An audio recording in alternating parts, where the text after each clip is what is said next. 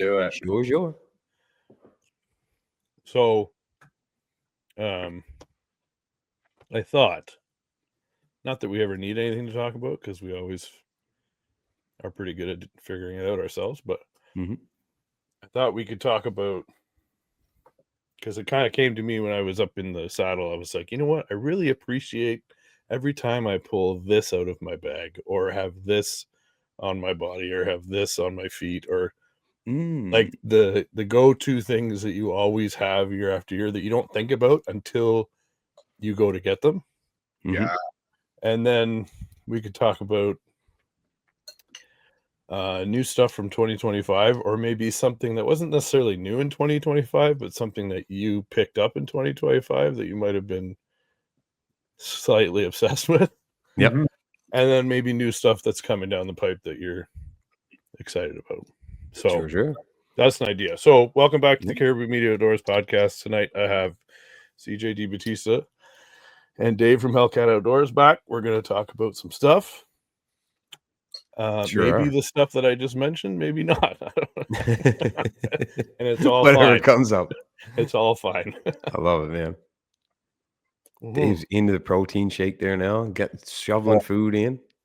Man, it's honestly terrible. You know you're serious when you're shoveling in food and chasing it with a protein shake. It's when it's late night. Just get it in. Just welcome to bulking season, folks. Yeah. That's right. Summer bodies are made in the winter. The winter. You ain't wrong there. Oh man. I'm currently battling some sort of cold, so if I sound like shit, it's just the way it is. And you just got over. I'm just coming off of one yet. I had a rough one, lasted a week long, man. A plague that went through your house. Holy fuck, man. It was brutal, dude. Brutal. Yeah, I think I was the week before you too. Took me right out. Yeah. Oh yeah. 'Tis the season. So I'll get us started since I came up with those ideas right off the spot and didn't give you guys any kind of heads up, so you can kind of think about it. So for me, for things that I'm glad that I have whenever I go hunting, one of them is the Mystery Ranch Treehouse 38. That bag is hands down my favorite whitetail pack ever. For a variety of reasons. So many. You can attest to this. You have one too. Yeah. Just the fabric on the outside is so soft and so quiet. You got lots of pockets on the outside. You got lots of pockets on the inside. You can strap it to the tree with its own strap that's already attached to the bag. You don't have to hang a hook or hang another strap to then hang it onto. When you flip open the lid, the contents of your lid are accessible from the outside zipper or the inside zipper. The bag opens up only so far, so you're not going to lose everything that's inside of it. Like, it's just awesome. It is, yeah. Yeah. It's definitely like, I think if I had to say I was going to keep one piece of kit, that's it. Yeah. Every time I get in the tree with that thing, I'm like, I'm so thankful that I've got this thing because it just works so well, man. And it's big. It's big too, right? So when you're lugging camera gear around, there's room in there, man. And it's awesome. Like it works so well. And like you say, the accessibility of the top lid from the inside or the out is the best, dude. The best. We're not like cowboys like Dave who goes in the tree with nothing. just the vinyl harness. That's it. Whatever you can strap to you. Yeah, honestly, I mean, the chest rig, my chest rig from Bullpath, the Moose chest rig. One, it's bigger than I'm used to, so I feel like I am carrying a backpack compared to what I was usually running with. But that thing has been paramount this year. Just the amount of stuff I can carry. It's actually comfortable. I always felt like vinyl harnesses fell down on me. This actually stays like up on your chest, and tons of space, tons of compatibility. Like, all the different slots and interior pockets too. Like I can keep everything on me, and for me, as a very minimalist hunter, we'll say, like it just works for me, and it means like I've always got it. Excuse me, dying. It's always got a ton of space in it, which is perfect for me. Like I can keep gloves, an extra hat, or anything else like that I might need. You keep all your grunt tube and everything in there, right? Like released, all of it, everything goes in there. Yeah, everything goes in there. So all I'm walking in is just with the stand on my back and a bow in my hand, and that's it. Like, and then everything else is just on the chest rig. If I can't take it in, then I don't need it. So I did use the One Mystery Ranch pack this year for lugging in corn and stuff like that and bait for bears, and that was definitely handy when you can throw 50 pounds in it and then just carry the other ones over your shoulder. Yeah. Like that was savage. Beast. Just a beast. Yeah. It's like such a huge difference, right? Like I don't do a lot of like packing hunts or have a lot of stuff on my back. Right. But when I did need it, that Mystery Ranch pack was huge. What an asset.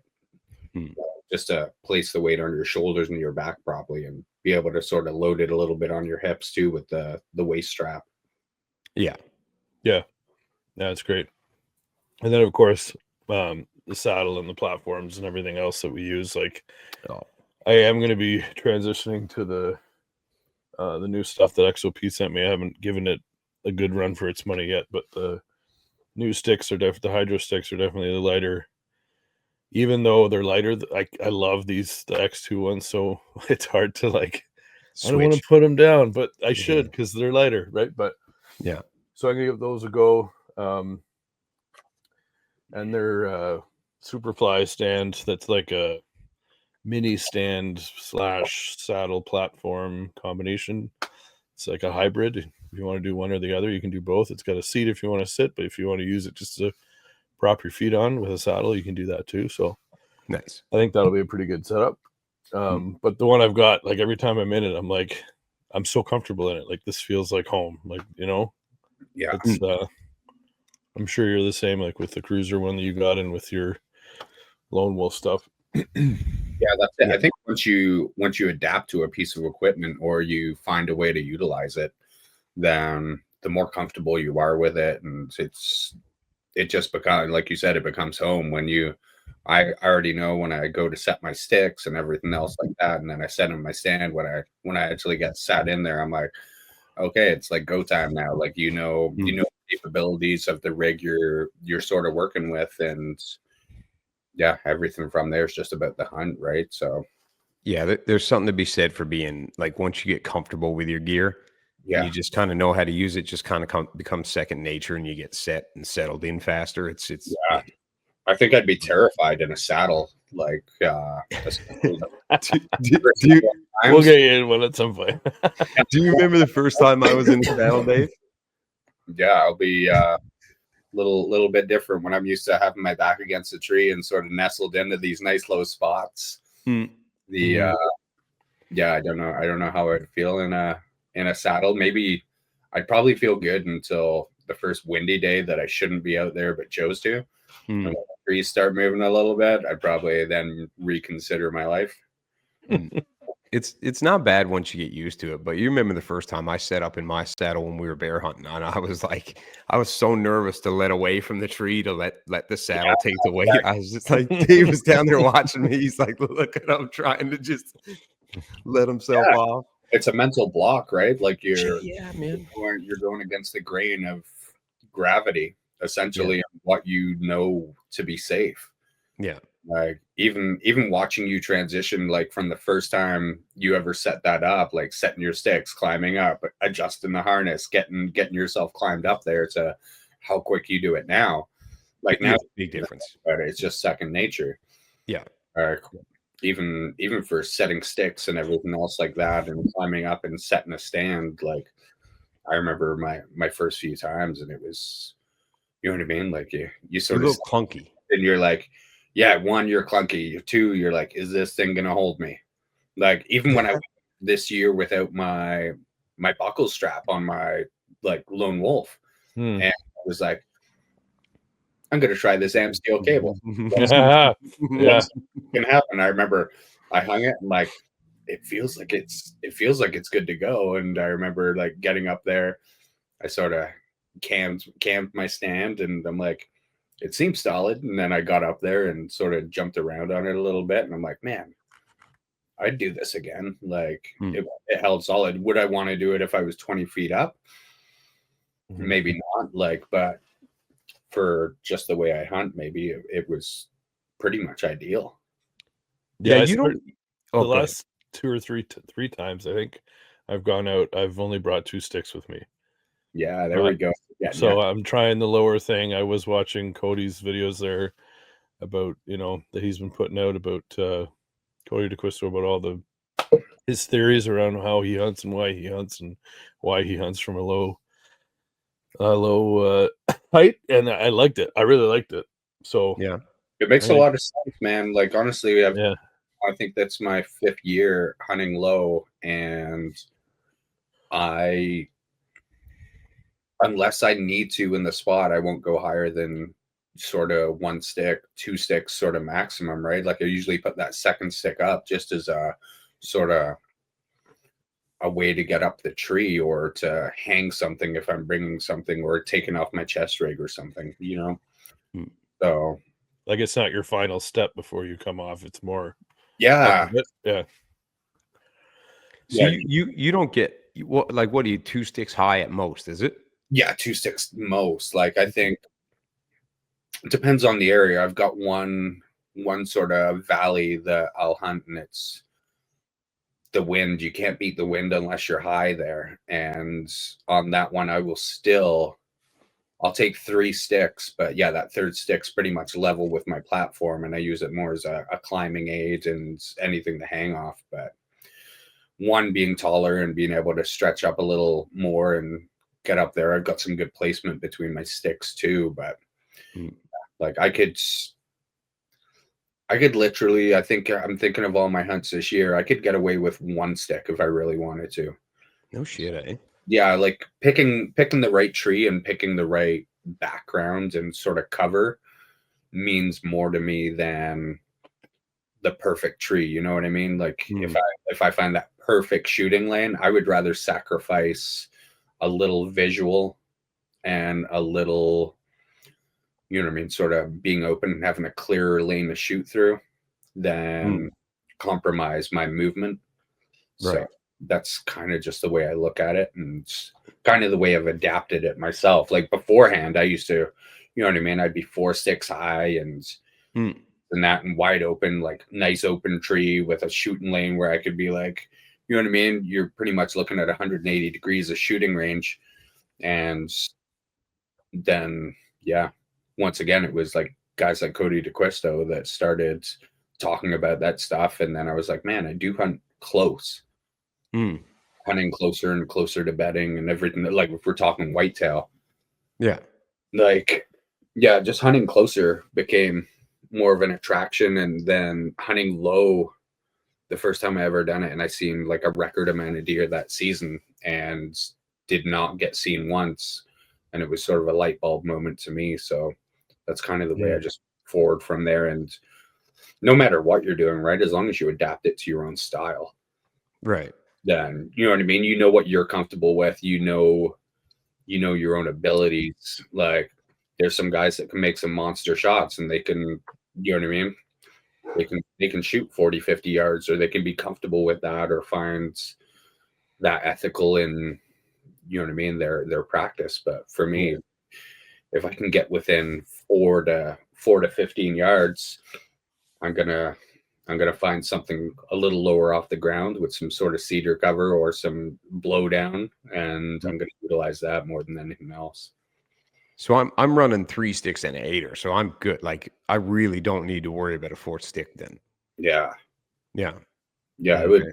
That's the thing. I would like to do an 8er. I'd do 2 sticks and an 8er, and I could get pretty much anywhere for self. I still haven't tried an 8er yet, but it's genius. They're good. They're a little bit of a pain coming down though. Yeah. Trying to get your foot in them on the way down is kind of a Josh, do you run an 8 or 2? Not currently, but there's one on the hydros come with 2 8ers, 2 sticks with 2 8ers. I think I'm gonna take I think I'm gonna use the first one, and I'll take the second one off. Yeah. I don't think I need that much. Plus, I don't really want to have to be at that height trying to find my footing in an 8er. Yeah. That's just me, but you know. Yeah, for you. I've also gone to I've always thought I'm a big guy, I need a big tree. Not the case. No, definitely not.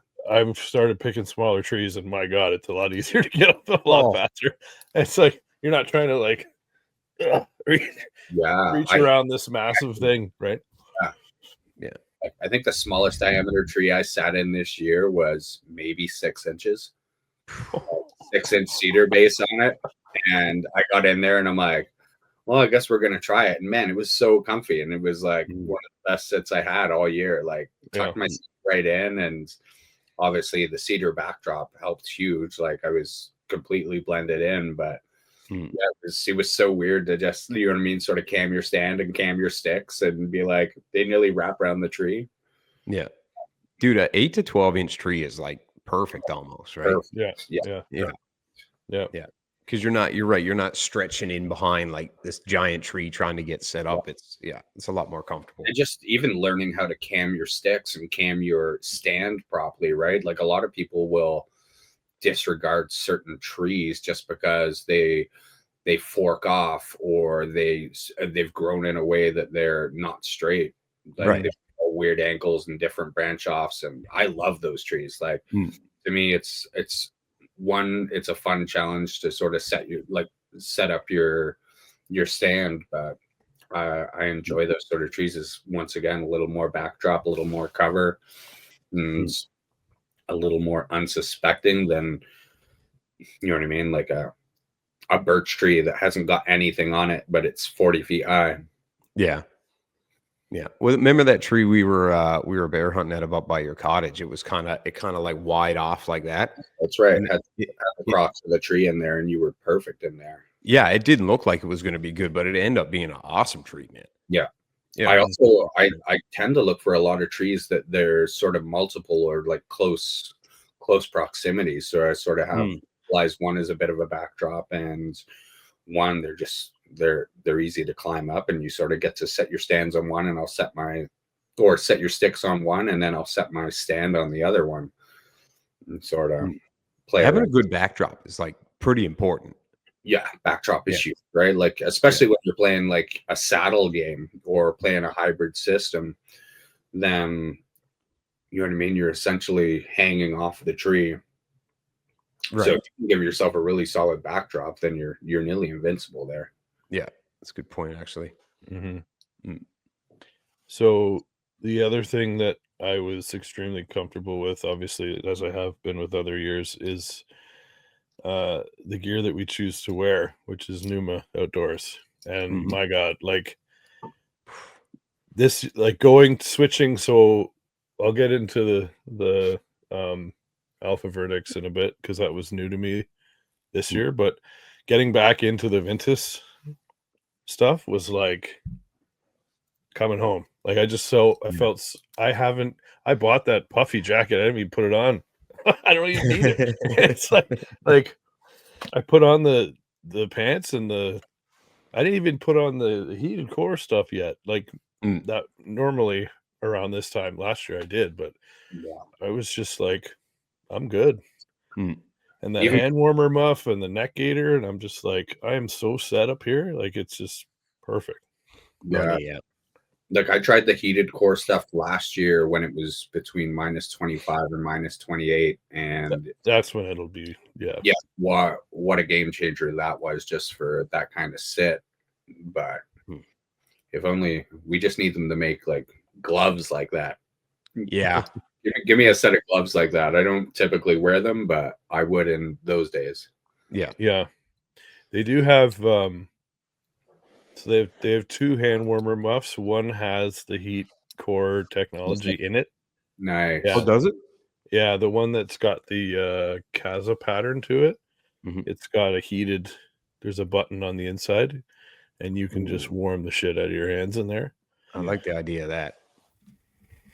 Yeah. Also, having those Zippo of all companies makes it's like a hand warmer. So it's built like a Zippo, and you can either get the gas powered one or it's a battery charged one, and it's essentially like a little heating block that you can put in your pocket or keep in your hand and warm up that way. I've been playing around with that idea for some of those colder days. That's a good idea, actually. Have one in your inside pocket, right? Like in the inside chest pocket, just to sort of help keep your core warm a little bit. But some of those hot hands packs, some of them can get pretty good, pretty decent. You get those things primed up properly, shake them up or whatever you do, and you throw them in your pocket, and like they can really do some, they can really you get come a in couple clutch. hours. Yeah, definitely. Been a hot minute since I've tried those. Yeah, if you need an extra hour in the tree, like just to kill daylight, and you're cold, like they'll get you through it. Yeah, just those little granular things that are in there, and some of them I think you shake, some of them they just need to be exposed to the outside and get some air into them, and then they amazing. Yeah, and honestly, like I said, even talking about our Numa gear, like I think we all put them through the ringer this year and zero problems, and like definitely comfortable, definitely like great concealment, great pattern, and it dries well too, man. It dries quick. Like I had mine wet a couple times, like pretty soaked, and it was pretty good. Yeah. Mm-hmm. What do you guys put on your feet? Do you always wear the same boots? No, I got a set of Under Armours for when it's like warmer out and when it's not too wet, but usually it's rubber boots when I'm whitetail hunting. Yeah, I've been running a set of Irish setters. Just lace up. I've sort of came away from wearing rubbers in the winter now, but hunting the swamps, the rubbers are definitely handy. So I think a good set of gaiters would be maybe the next step in that. Just to, you know what I mean? I go through so much water, but yeah, gaiters or waders at that point, like depending on where I'm sneaking off to. But yeah, like Irish setters, like they're 800 gram insulated, so they're pretty solid that way, and I can take them off if I need to. You know what I mean? Like if I'm in the stands and want to throw on an extra pair of socks or something, then I can at least take them off and play around that way. And the big bonus is just being able to get them opened up, like just to get that moisture out of there, right? Like, and then you know what I mean. Like otherwise, your feet are just going to be wet and cold. So I find if I can open the boots up once I'm up there, then it helps and keeps me warmer a little longer. What were those gaiters you were running that had the lights on them? They were the Nighthawk gaiters, right? And I beat the hell out of those things. I think I ran them for about 3 seasons, and I chose not to wear them this year. Why, I don't know. I just chose not to throw them in my my sort of gear pack this year. Once again, tried to slim down everything just a little more, just to see what I can get away with. And yeah, I think the lighted gaiters were nice, especially coming out, just being able to have red light on essentially on your shins and sort of the way, and you didn't really need anything for a headlamp or anything like that. Yeah, those things worked really well. I remember being with you. They were pretty great. Yeah, they're definitely a handy piece. And like I said, just having the light on them was great, and it was sort of like that brush guard material. Like I think they're snake bite resistance too for like your guys.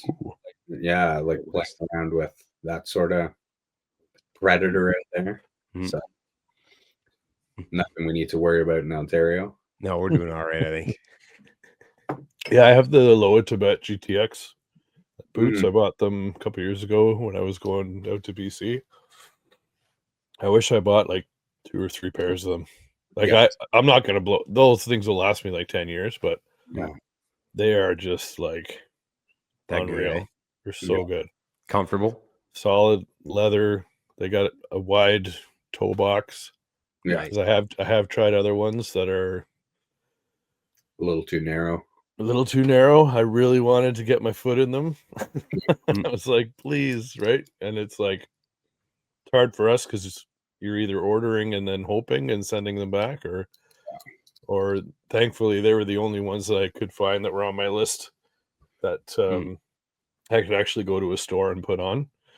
Sale had them, and I think Mac had them. So I tried them on at sale, and they're perfect. I was like, "Yep, done." Yeah, they've been incredible. Yeah, it's not like we can just run into a store and go check out a pair of No. crisps or something like that. Right. Like, near enough impossible to find here in our part of the world. Yeah, like I've been eyeballing the Hanwag boots for a long time. And they had a sale on at the end of the year, or coming out of, maybe it was coming out of October, November. They had like a 70% off sale for some of their older models that they were getting rid of. Still brand new boots, but they were just trying to get rid of them. Old stock. So I bought a pair hoping that they would fit, and I can't get my foot in them. Oh. So it was like a $500 boot I got for like $150. And what size did you bad boys up in? They're 12s. What size are your feet?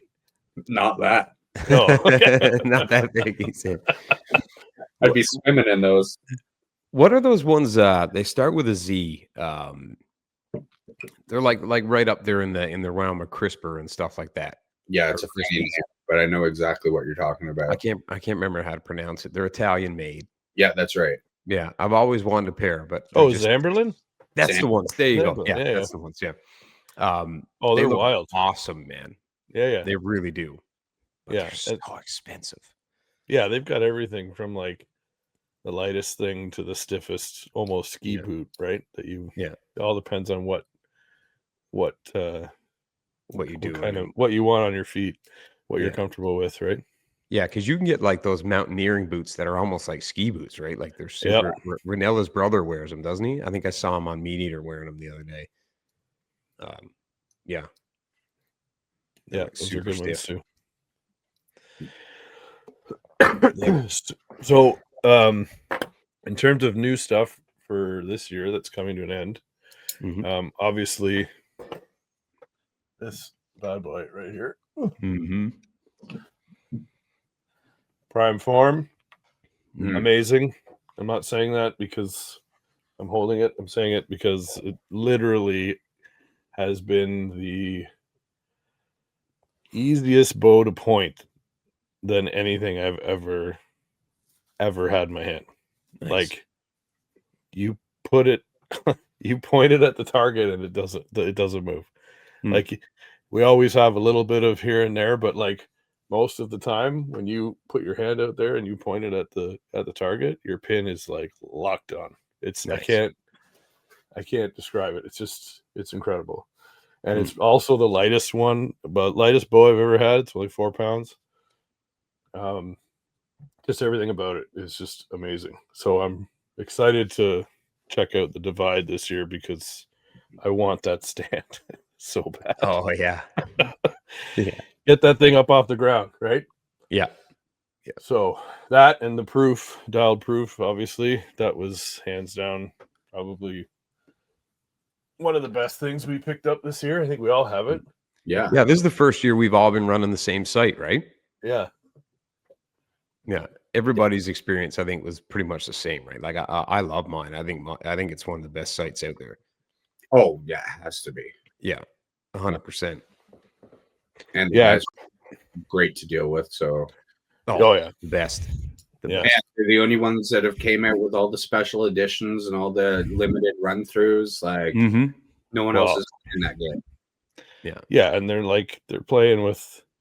They know that we all like to well, for the most part, people like to match things up and color code this and that. And, then they'll come out with special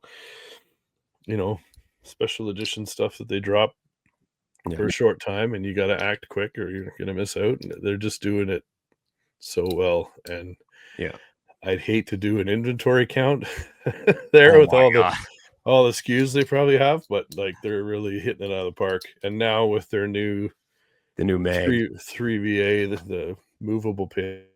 Yeah. There's no excuse now. Like everybody's going to want to get their hands on this thing. It's just unreal. Being able to adjust each individual pin is amazing, dude. Yeah. So good. Yeah.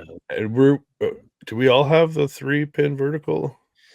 Yeah, I run a 3-pin vertical. I run. Is mine? Mine's a 3 or a 2. I don't know what it is. Oh, maybe I'm running a 2-pin. I am running a 2-pin. No, I'm running a 2-pin. Yeah, I might be running a 2-pin vertical actually. Okay. I'm not 100% sure. Yeah, I should know that. I only use that top one anyway. Like I know. Yeah, me too. I normally only use the top one anyway. So yeah, it's like, I don't even know. I don't even know if I've shot mine further than 50 yards. Yeah, we practice all year at various distances, but then only use the top pin when it matters most. Yeah. Because we want to get so close. Any hopes and dreams for next year, boys, or what? Like, what are you kind of hoping for? What are you shooting for to get done next year? To change, like in the setup, or what do you mean? Or you no, mean like just in the hunting space? Like, is there something you want to do specifically? Like for me, like I was talking to Dave earlier tonight, and I was like, I really want to shoot like a solid caliber deer. You know what I mean? Like something. It doesn't have to be huge, but something like real solid. I'm putting you down at 140 inches. 100, bro. If I shoot 140-inch deer, I'll be so happy. That's what I mean. Jesus, I'll be pumped, dude. What yours ended up being like one in the high 150s or something, right? Yeah, or it came up at 152, I think. Nice. Wow. So still missed the Boone and Crockett list, but that's all right. What's the Boone and Crockett cutoff? 160. Oh, it's 160. Yeah. So okay. No records this year, but that's okay. I think it's fair to say you've had a record season this year for sure. Even if you didn't make it into a book, like between the moose and then that deer. Geez. Yeah, it was awesome. Definitely one to remember. Absolutely, man. I just got to beat it next year. And that deer was with a trad bow. Yeah. Yeah, like that's a accomplishment, bro. Like that's, you know what I mean? Like that's impressive, bro. Down to luck. Right place, right time on that one. Sometimes, man. Yeah. Right. Yeah, like I said, I didn't know he existed. So, well, you were about to get down, weren't you? I was. Actually taking my setup down. So, have you told the story yet? I know you haven't told it on here yet. I don't know if we're going to do that separately, but yeah, I think me and CJ talked about it, and other than that, just through phone calls. So it's still on the DL, like it's good the stuff. bonus to those guys that don't post pictures of everything they shoot. Yeah, it's been fun. You haven't posted a picture of that deer? No. Nice, man. Yeah, like just that's for you. It's yeah, exactly. That's what I mean, right? It's okay. Or someone will send me a picture and they'll be like, "Oh man, I got a deer last night," and I'm like, "That's freaking awesome!" And they're like, "How you making out?" And I'll be like, I got one a couple of weeks ago," and they're like, "Oh my god, why didn't you post that?" And I'm like, "I didn't have any need." Nice. So that's honestly, it's just kind of the way it is. It'll end up on the wall. That's all. Yeah. Nice, man. But maybe a magazine one day. You know what I mean? That'd be cool. I'd be more interested in that than like Josh Cooney. Yeah, that's what I mean. Yeah. Right? Yeah. Oh. Yeah. I mean, maybe post it. Maybe send it out to like a couple places like that and see what happens. But yeah, like the things don't. I mean, even for the moose, right? I didn't post any pictures of that other than sending it to, you know what I mean, your pro staff and your sponsors sort of thing. Like you guys can post it. I have no real need. It'll, you know what I mean, be part of like a short film sort of thing over the grip and grin life. But did you get footage of it while you were hunting? No. For the whitetail, there was no footage at all. I was literally pulling everything down. Like that tree just missed me when it came down, and I was sort of like, that's enough of this. You know what I mean? Like my 2 tree limit of falling. Well, it was windy as hell. Oh, there were trees falling. Oh, okay. Yeah, I had a tree, like one tree broke up at about 30, 40 feet above me. And then the other one that was to my right-hand side, and the whole thing fell right down and just missed me. I had my hand up in the air because I thought it was going to smoke me in the head. I thought I was done. And it landed in a sort of a crotch of another tree and sort of blocked off most of my view at sort of eye level. And I was like, okay, that's a sign, get down. And like I said, the only reason I got a chance at that buck was because my call was hanging out of my pack, and I was starting to pack up my stuff, and I sort of had it in my hand. I was like, whatever, and just gave it one grunt, and then got a return call. And I'm like, what is going on right now? Sit tight for a couple minutes here. You know what I mean?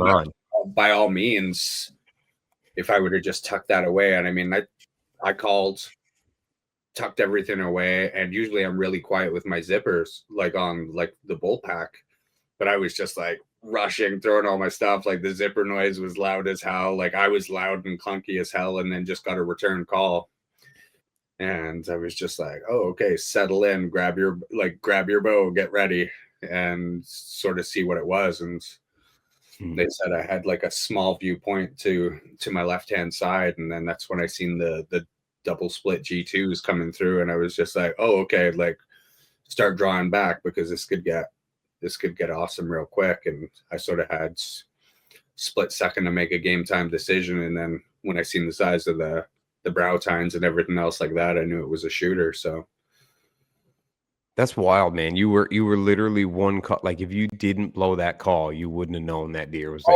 Oh, I was literally crazy. I kicked my feet ahead off my stand because I was gonna tie my boots up. You know what I mean? I was about to tie up my boots and everything else like that. So I was fully committed to coming down the tree and getting the hell out of my setup and getting back to safety. You didn't die. Yeah.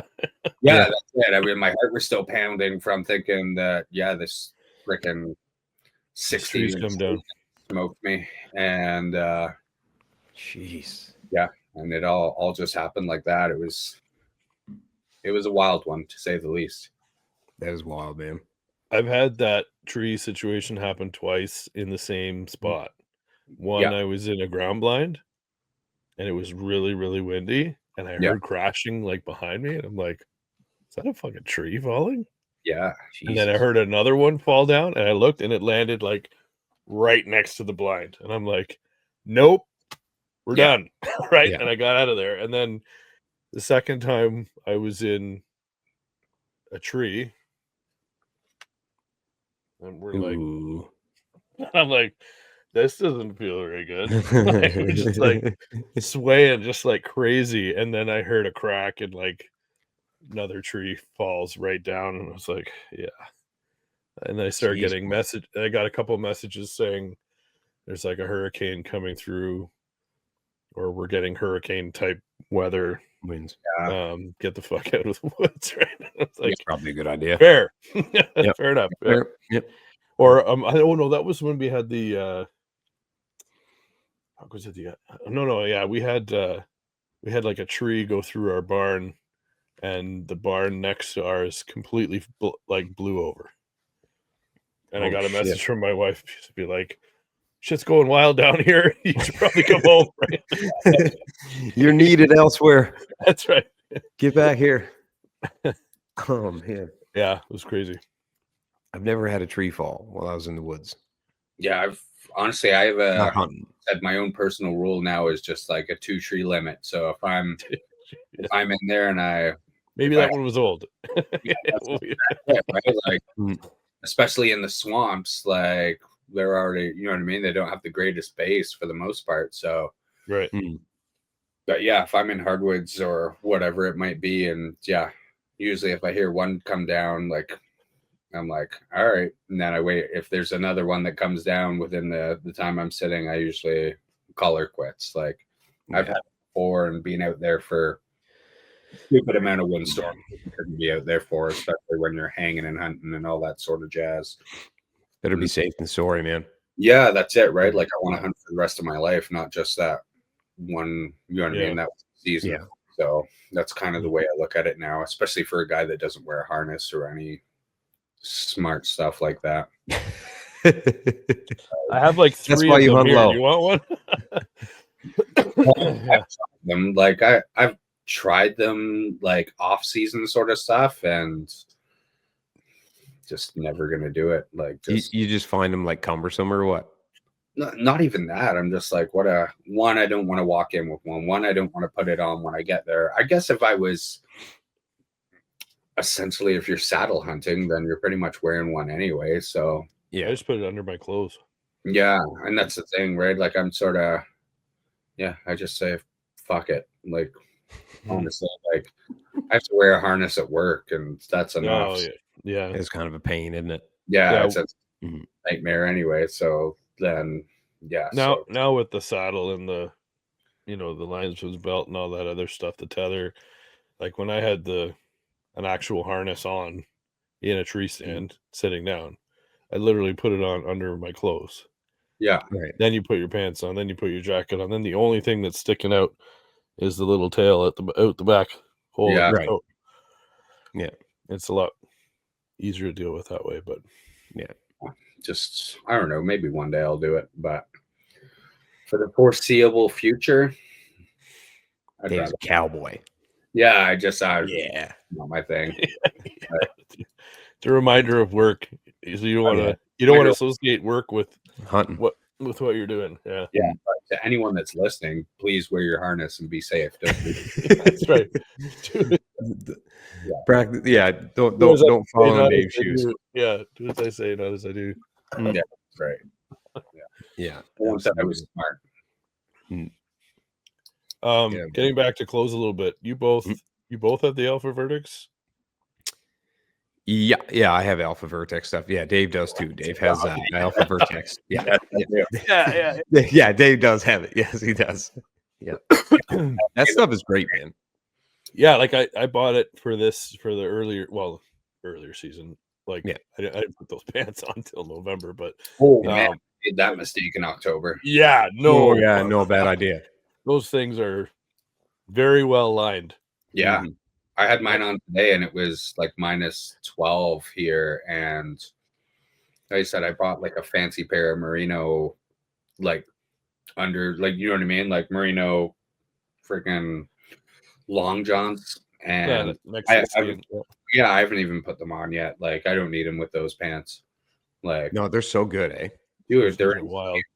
Like, I was thinking about when I was wearing them, it was like November. And I thought, you know what? The only reason why I would change into the Vinta stuff is for the color, because I'm going to match the trees better. Yeah, being gray, a bit more gray. Yeah. Otherwise, I was completely comfortable. Like I didn't feel like I was cold in it at all. Like it's incredible. Yeah, dude, the pants are. Oh, wild. Yeah, I don't have that, but I hear it's hot, bro. It's like walking in with that shit on is crazy. You got to take your time because you get sweaty quick. Like my jacket's open the whole time. Yeah, it's that one. I wish the leg vented. It'd be sweet if the leg vents on the Alpha Vertex, but it doesn't have the. I wish it had like a screen to it, not your actual leg exposed. Yeah. Because it just unzips the whole side and just opens it right up. Right? Just opens it right up, right? Yeah. That's pretty much the way. Like I wore them the one day for moose season, and that day it was like smoking hot. It was like 25 degrees, and I'm like, oh, I'll throw these on, and it didn't really, you know what I mean? It wasn't too warm on camp, but by the time you started climbing the ridges, I was like, you know what I mean? Pretty much wearing them by shorts, like as shorts. Yeah. Like going up there and just dying in these pants. Yeah. But I wish, honestly, they done like a sort of fleece jacket. You know what I mean? Like that was made out of the same inner material, because I would rock that more than I would. Like in between. Yeah. Yeah. Like the jacket's great, but I'm just not a jacket person. Like even if I'm going outside or doing whatever, like in non-hunting situation, I hate wearing a jacket. So the jacket's super warm. Like I remember the first time me and CJ went out with one, and I had like a hoodie on under it, and every hunt that I wore that jacket with after that, I just wore a straight up t-shirt because it was, you know what I mean? It was nearly too warm for my personal preference anyway. With a sweater on, yeah. Yeah. That Gunnison merino hoodie is excellent. Oh man. It's probably one of my favorite things, if not my favorite thing they make. But like you said, if they had something in between that and the jacket, yeah, that would be killer. Yeah. Yeah. Because the hood on that merino sweater is great too, because it cut, like the way it fits your head and stuff, and the way it's cut out, like it doesn't block anything, man. Yeah. Even the sleeves on the jacket and everything, they're all designed for bow hunters, which I think is why we like it so much. Yeah. Absolutely, man. Yeah, it's pretty good, wild stuff. It's awesome. Yeah, hunting gear has come a long way, man. Well, it's like, there's been some talk about some of the different brands and the prices that they charge and this and that, and it's like, I seriously think that I've worn Sitka, now I've worn this Numa stuff. I swear to God, if they were made 3 tables over from each other in the same place in Vietnam, I would not be surprised. Like me either. Some of the buckles are the same, some of the straps are the same. There's so much similarity between the two. Yeah. And I'm not trying to get myself in trouble for saying that. I'm just saying it because that's been an observation of mine. Yeah. There's a lot of similarities with it, and it's fantastic stuff. Like it really is. At a fraction of the price. Yeah. Now it just comes down to what you wanna purchase, your personal preference on style or pattern. You know what I mean? So that's, you know what I mean? Like there's new companies that come out all the time, or even sometimes, like, you know what I mean? Sitka's never really caught my attention, but then sometimes you'd be like, oh, that's a pretty cool pattern. Mm-hmm. You're more so paying for the pattern now as opposed to like what you're getting in the gear, right? The versatility and else like that. They're all so close. Just want to take a quick break to talk to you about a couple of things that I've been using that I think might benefit you. One is this Numa Outdoors gear. This is in their Casa OV pattern, which is great whitetail pattern when you're up in a tree in the fall and late season. They also have a Casa pattern which has more green in it, which is good for spring through to the fall. Numa has given me a code to give to you of Caribou Media 20, which will save you 20% at checkout. Another product here that I've been using for years now is the Bulldog targets. This is a Canadian made target. They're made in Manitoba. They have a lifetime warranty. I've used that warranty twice now on a couple of my larger targets that are outside. It's very simple, very easy. These targets are 2-finger removal every single time, which is incredible. Field point only target. Bulldog's been gracious enough to give me a 20% discount code to give to you at checkout. Use code BD20-Caribou-Media. That'll save you 20% on these awesome targets. Now back to the show. Yeah. Didn't Kuyu just get bought out or something like that? Yeah, there was some sort of. They did. Yeah. Yeah. By a company that that wants to sell public land or something like that. Oh no. Yeah, I think they were I don't know what it was. I never really looked into it since I'm not a Kuyu person. Not that I don't like their pattern, because I think their pattern's cool. I just think Awesome. they're ridiculous for direct to consumer and not. Yeah.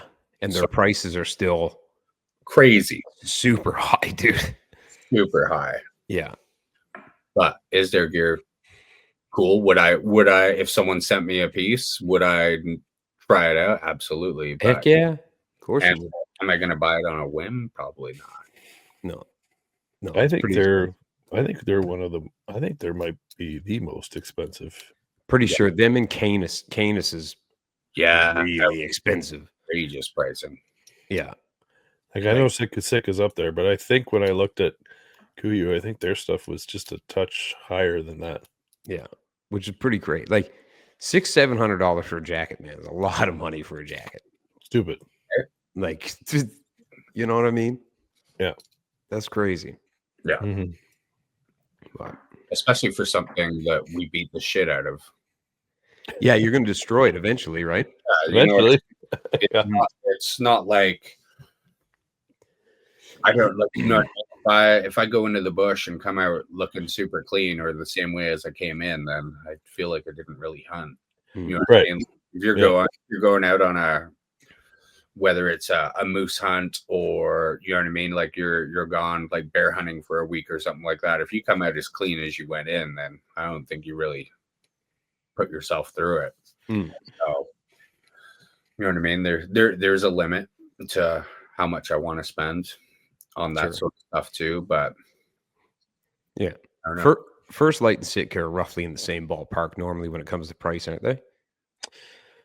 They're pretty handy to each other. I think First Light might be a little bit cheaper. Yeah. Okay. But then there was that whole piece about Levi leaving them because he found out what they're actually costing to make, and he was upset at the fact that they were charging what they were for it. Oh, because he thinks the markups are too high. Yeah. Okay. But I think that could be said for everything. Yeah, you could probably make a case for everything if you knew how much it really cost. Yeah. You go, well, markup's pretty wild on a lot of stuff, I think, this day and age. Is there anything for 2026 that you're excited about or interested in, or you think you're going to stay with what you got? I think for the most part, I'm probably going to stick with what I'm running. I might change the mag out on my dial to one of those 3-pin adjustables. Yeah. Other than that, man, I think I've accumulated a pretty solid system of gear. I think I'm pretty happy with it. Yeah. Yeah, I think you really need to be able to find that point where you're like, you know what? I have enough. Yeah, you got to get there, I think, right? Stop, because we all get roped in, right? I'm Sure. guilty of it more than anybody because I was going to say, let's just save this part of the podcast and we'll replay this next October. Yeah, no doubt. Yeah. For example, this thing, Misha, I know you're listening to this. This is all your fault. When he let me shoot this at the cottage, I was instantly in love with it. Yeah. And he was like, "You gonna get the button?" I'm like, "No, I don't want to touch that thing because I know I'm probably gonna love it." Yeah. And I'm talking to Joe and Stu. We're like, "Oh yeah, the button's great. You should try the button." I'm like, "Stop." Well, now I ordered one. Like it's just it's stupid, right? I just get I get sucked in. Sucked into it. I know. I think I might add a release this year, actually. Yeah. Something a little different. Like right now I'm running a Knock to It Mini, but I think I'd like to just give something else. I'll never get rid of it because it works so well for me, but I would like to have like something in my back pocket for sure. But you had a UV button, right? I had a UV button, yeah. Yeah. The only reason I switched away from it is because the neck was so long that I lost a 1/2 inch on my draw length. Other than that, I've got no complaint. It was an awesome release. Not a bad word to say about it. Have you used the hinge before? Their hinge, the hinge too? I've tried to shoot a hinge before.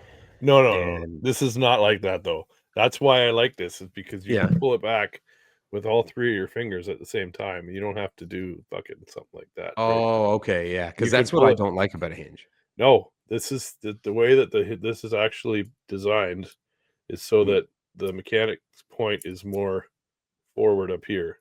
So you don't have to pull it back like you would a normal hinge, which is why I think I fell in love with it, because you can pull it back with the same 3-finger force that you would, and then as it starts to rotate, it's going to go up, and everything tightened up.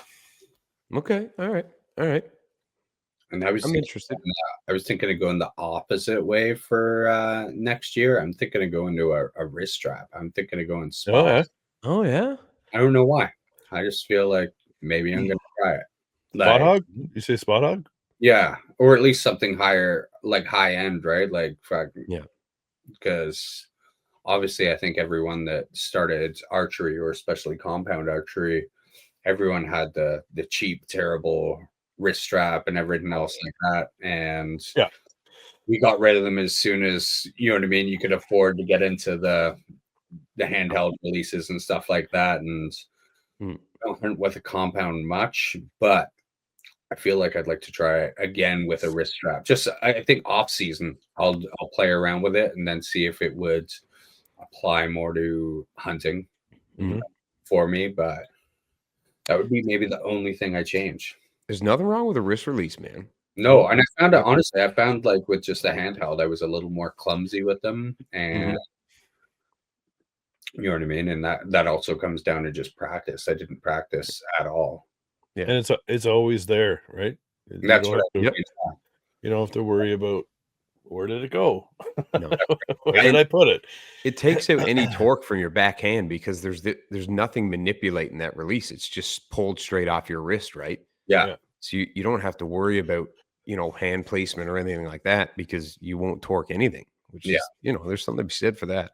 yeah. Because I had a few arrows I loosed over the last couple of years by just accidentally, you know what I mean, drawing back, and then as I go to settle in and sort of bring everything in line, where I would roll my thumb would sort of roll forward, and then I'd loose an arrow somewhere I was not supposed to. And I remembered at least with the wrist release, right, that I could always keep my my trigger finger like behind the bowl and always, you know what I mean? Like I felt like everyone done it the same way where you would always hold it forward so you didn't accidentally tap it. Yeah. Sort of bring up and wrap around and then sort of squeeze your back through and pull the shot. So Hey man, Cam Haines still uses a wrist release, and that dude kills more elk than probably anybody in the world.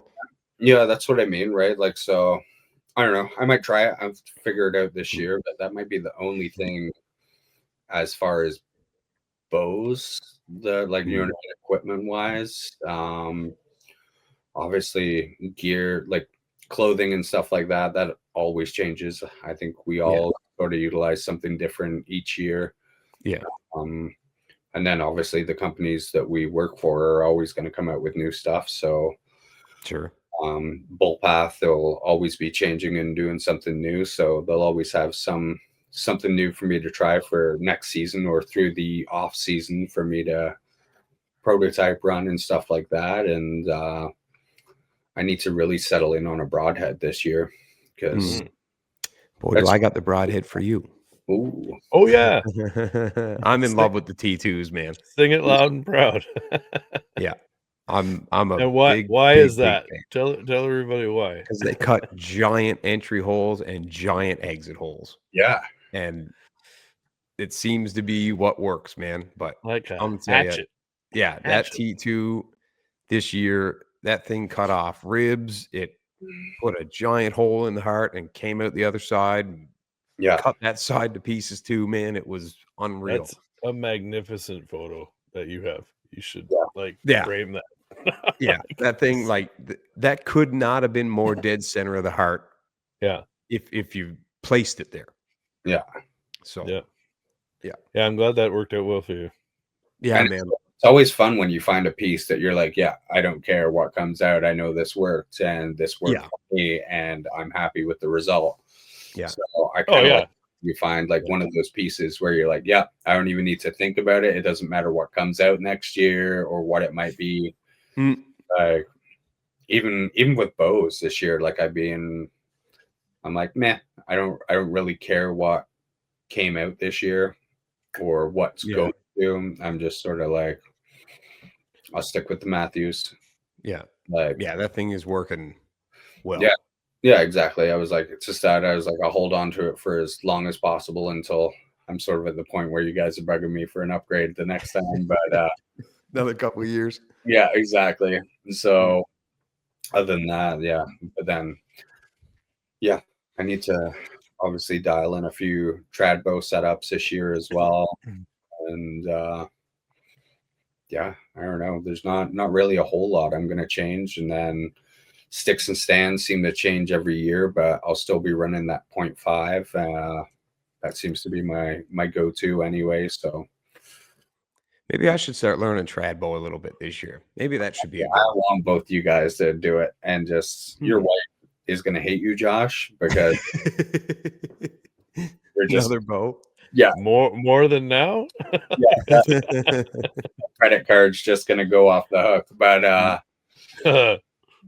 But yeah, honestly, I encourage everyone to try a little bit. Oh of yeah, trad. I think it's I've just gonna reignite. If you were ever having a time feeling bored or feeling like, you know what I mean, you're not having fun shooting some arrows down range, just to do that. And like, I don't know, that took even for hunting and stuff, you know what I mean, just my own little theory on hunting and setups and stand placement and everything else like that. It changed everything for me.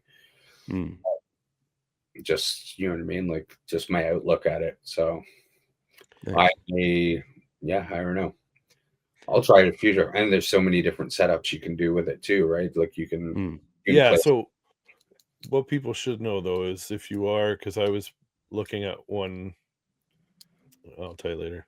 I don't want to give it out here in case the person's listening.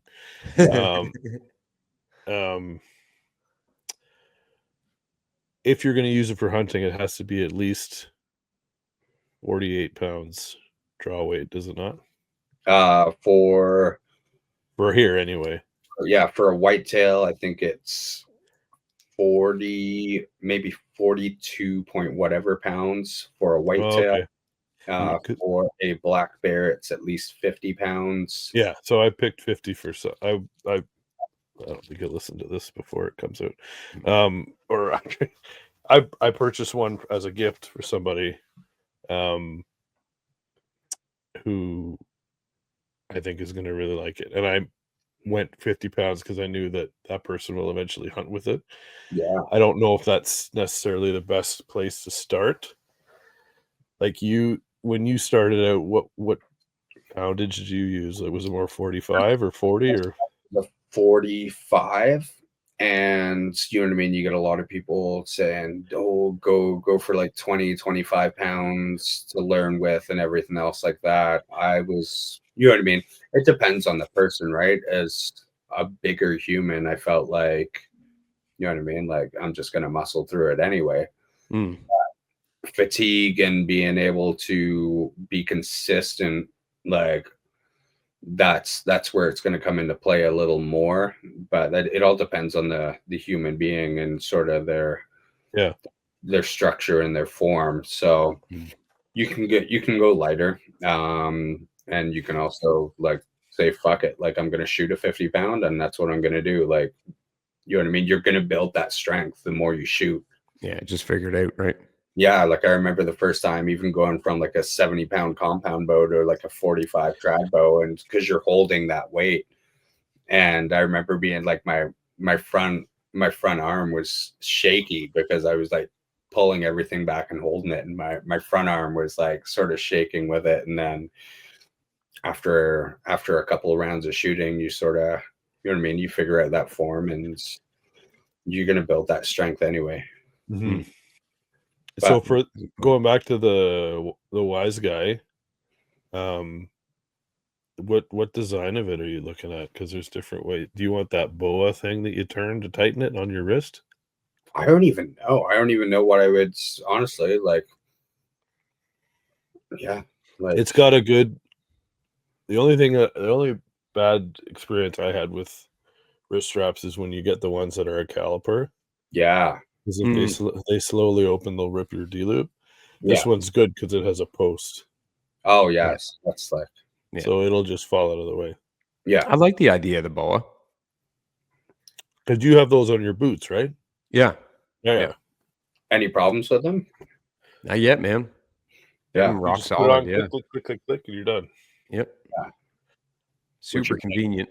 Anyway. They never get loose. What's that? And you're going to do that at the truck anyway. It's not like you're doing it when you get in the stand. You got it on as you're putting your gear on, essentially. Yeah, right. You don't touch them anymore. And they're great. Like when you got to take them off, you just pop the boa. Everything gets slack. You just, whoop, boots are off. Yeah. You're good to go, right? Yeah. So. And are you thinking, CJ, are you going to switch to another button, or are you just kind of out in the open what you're going to do? I'll probably stick with a button. I haven't decided like which button it'll be yet, but I'm definitely going to stick with a button. They just work for me, man. Whatever it is about them, like it works with my style of shooting. So Yeah. I don't want to change up stuff too much or anything like that. Oh, Dave putting a little dipperoo in there. All right, Double dip.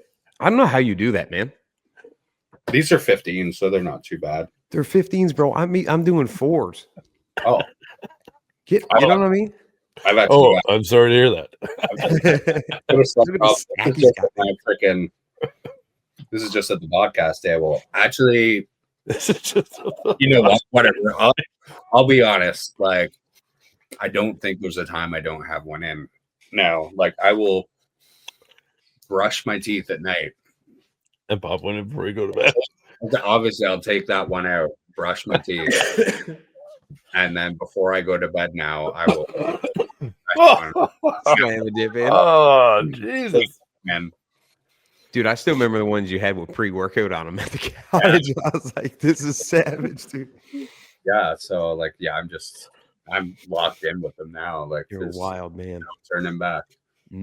You're a wild man. We gotta get a hold of them. Yeah, I honestly I hope they do something for me because they gotta sponsor the shit out of you with the amount. Yeah. Honestly, like my chest rig, and it's conveniently like, I don't know if someone talked to Drew or not when he was designing them, but it conveniently fits like 2 different pouches up front, so I can take these with me while I'm out there. And I love it. I utilize the shit out of that this year. But yeah, Tim would be a great sponsor for you. It would be awesome sponsor. Yeah, be killer. Oh god. Oh, that's awesome. Anything else you want to mention before we get off here? Yeah, pretty good. No, I'm more excited to see what people throw in the comments or what they're looking to change up this year too. I'm always looking for new ideas or new ways to even utilize your own sort of setups too, right? Like I think for everyone this year, like we're sort of comfortable in our setups right now, but and anyone that's listening, I would just play around in the summer, like shoot from your stand, like, you know what I mean? No matter what setup, or if you're shooting from a blind or whatever it is, set that thing up in the middle of the summer. I know it's hot and gross and whatever, but yeah, like practice the way you hunt and practice your setups and practice your climbing your trees and all that sort of stuff and setting up your sticks and stands and you know what I mean? Like find the most efficient way that you can get in and out of where you want to hunt. And it's like, I find like everyone leaves it last minute, and I've been guilty of it too, but you know what I mean? Like even those first couple sits, you're like still trying to get used to it, or you know what I mean? You're learning to sit still again or whatever it might be, or just trying to be comfortable. So I think for me, it's going to be sort of utilizing the most, you know what I mean, streamlined setup I can do for getting in and out for sort of my own style, and as minimalist as I can go, and really figuring out all my gear like way ahead of schedule, because I was very much guilty of messing around quite a lot this year. But yeah, I got behind as well, and it kind of snuck up on me. October snuck up on me, but then when November hit, I was nose deep in a work thing that took over the prime 2 months of hunting season for me. So yeah, that screwed me over. But I always say next year, I'm gonna be putting barrels out for bear. Nice. Yeah. I think one of the big ones too, right, is like, if you're looking at just like, if you only hunt whitetail, getting out there and just scouting. Yes. Like, that's another really good way to just like learn your gear and learn the stuff you're walking in with. You don't need to bring your pack or your stand or anything else like that. But I like to find sort of areas that I'm interested in hunting, get those cameras out if you're going to run cameras, and sort of learning the deer travel routes. And then honestly, like if you find a tree that you think is going to work well in that area, man, there's sometimes in the summer or even when it just started, like September, where it's starting to get a little cooler, or you get a little bit of a cold front. Like sometimes I'll go like trim out that tree, or even sit there and drop some wind indicators and sort of find out the way the wind works in that area too. Yeah. And that saves a lot of messing around, a lot of missed opportunities, like when it comes to season, because 3 months flies by really quick. Yeah. Yeah. And we all seem to be, you know what I mean? Every year, everyone's chasing their tail. Yeah. Like, so utilizing your summer and your off seasons, such a good one for just your gear and what you're going to bring in there. Yeah. My goal is to take as much information that Dave has in his brain and put it in my brain. There we go. That's what I'm going to try to do. Like what we were talking about before. Don't pick an area because you think it's a good spot. Right. Make like, sure there's stuff yeah, telling you're you. gonna go for, like I said, if you're chasing whitetail, like that's why I have friggin' 900 different areas. Like, and doing that, you also mess around with a lot of, you know what I mean? Like you get a lot of missed opportunities too, but go to where the deer are. Like if you're looking for a buck and you're gonna be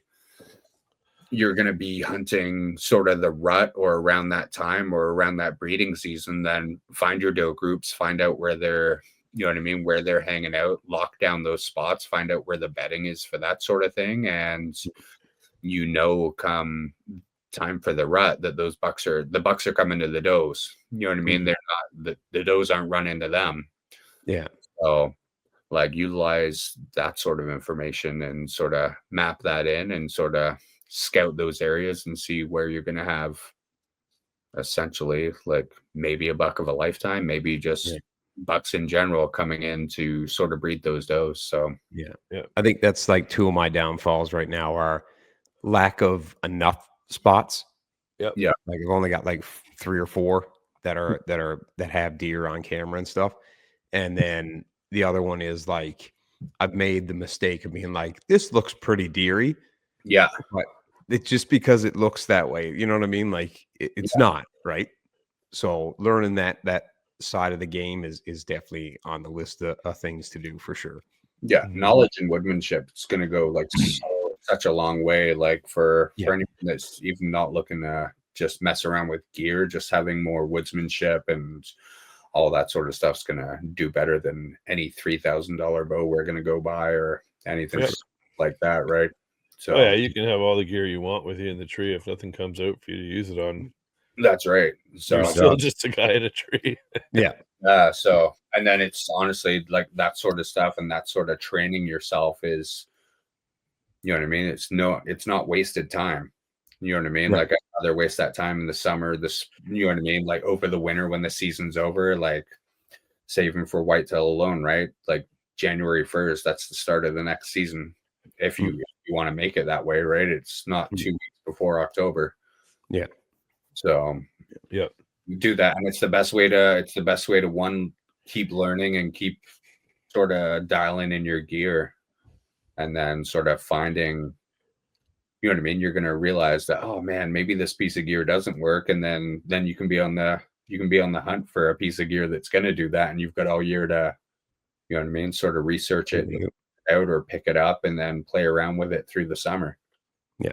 Like I'm very guilty of like sort of picking something up last minute and then be like, oh, okay, now I got to figure this out. Yeah, exactly. So that'll be the number one go-to for me this year. Yeah. I've had a lot of coyotes on my cameras too. Oh, like more so than normal. Gotta get rid of them suckers. So, and 365 on those suckers. So, yeah. It's once again, it's a great excuse to get out. You know what I mean? Like, 1, predator control, and 2, you're getting out and getting, you know what I mean? Like you might see a buck you didn't know was even there. They're also looking very healthy. So yeah. So they're not like the mangy ones where you're like, ooh, like but they're no. He's doing all right. Yeah, good coats on right now. Yeah. Yep. All right. Well, thanks, gentlemen, for coming on here again. I appreciate it. That's right, brother. No problem. Anytime. Are you guys still going out till the end of the year like me, or? Yeah, I was out tonight, and with Christmas break coming out, I'll be I'll be after something special, maybe. Hmm. I mean, I still got one on my list there that I need to see if he's still kicking. Yeah. Nice.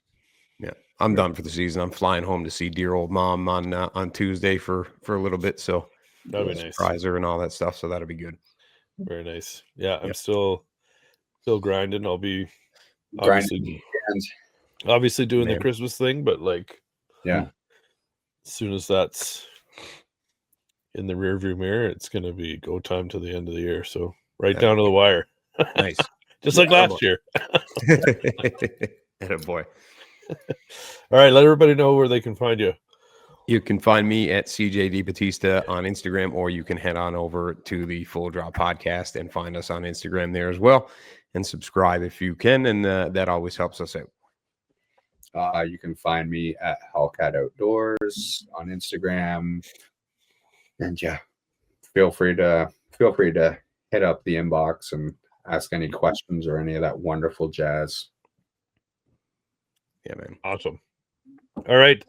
We'll circle back probably in the new year, if not before. But yes, sir. Thanks again for going on here, and we'll talk to you soon. Anytime, brother. Have a good one.